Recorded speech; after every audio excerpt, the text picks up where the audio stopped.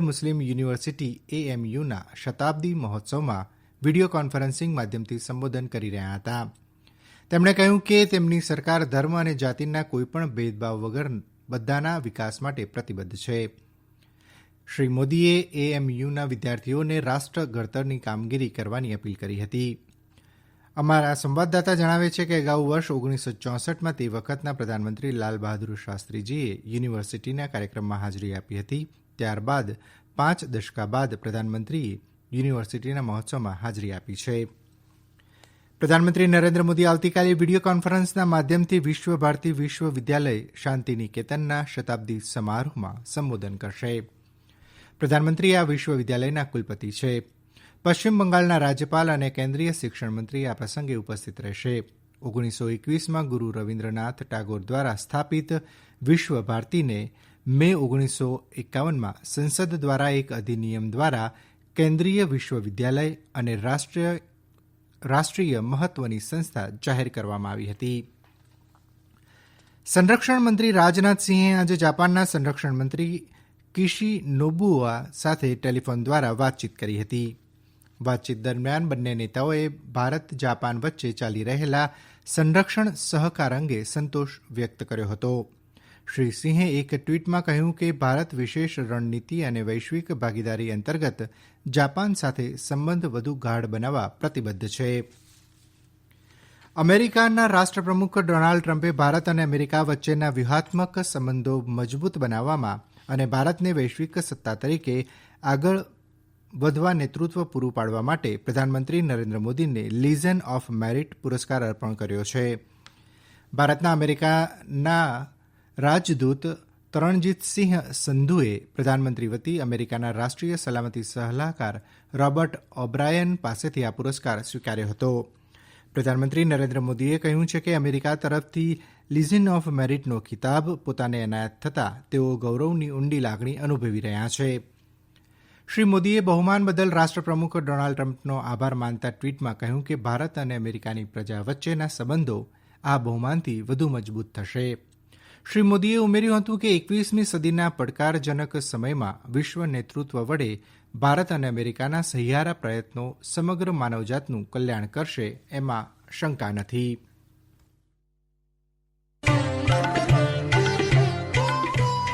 કોવિડથી બચવાના મહત્વપૂર્ણ 3 ઉપાય: માસ્ક પહેરો, 2 ગજનું સલામત અંતર જાળવો અને હાથ સાફ રાખો.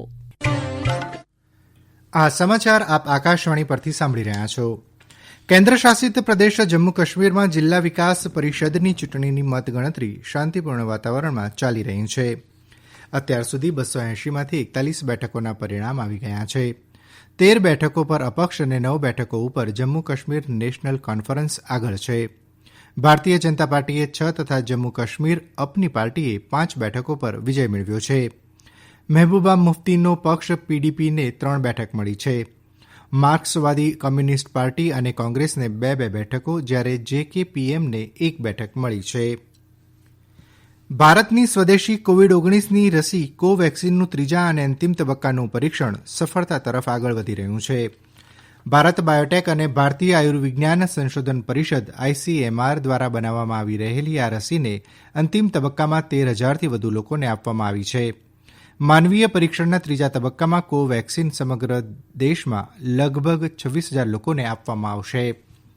આ અગાઉ 2 તબક્કામાં આશરે 1,000 જેટલા લોકો ઉપર રસીનું પરીક્ષણ કરવામાં આવ્યું છે. ભારત બાયોટેકે જણાવ્યું હતું કે પ્રથમ તબક્કાના પરીક્ષણમાં આ રસીની માનવો ઉપર કોઈ ગંભીર અસર થતી નથી અને આ રસી કોરોના વાયરસ સામે મજબૂત રક્ષણ આપવામાં સક્ષમ હોવાનું પુરવાર થયું છે. કોવેક્સિન સહિત 3 રસીના ઇમરજન્સી ઉપયોગ માટે કેન્દ્રીય ઔષધ નિયામક દ્વારા મંજૂરીની રાહ જોવામાં આવી રહી છે. દેશમાં કોવિડના દર્દી સાજા થવાનો દર 95.65% થયો છે. છેલ્લા 24 કલાકમાં 30,000થી વધુ દર્દીઓ સાજા થતાં કોરોનાને માત આપનાર દર્દીઓની સંખ્યા 96,36,000થી વધુ થઈ છે. હાલમાં કુલ એક્ટિવ કેસોની સંખ્યા 2,92,000થી વધુ છે. આ જ સમયગાળા દરમિયાન કોવિડના નવા 19,556 કેસો નોંધાતા કોવિડના કુલ કેસોની સંખ્યા 1,75,000થી વધુ થઈ છે. છેલ્લા 24 કલાકમાં 301 લોકોના મોત થયા છે. કોવિડના લીધે મૃત્યુ પામનાર દર્દીઓની સંખ્યા વધીને 1,46,111 થઈ છે.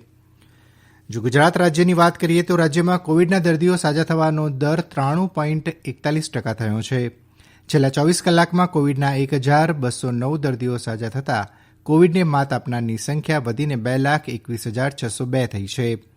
આ જ સમયગાળામાં કોવિડના નવા 998 દર્દીઓ નોંધાતા કોવિડના કુલ કેસોની સંખ્યા 2,37,285 થઈ છે.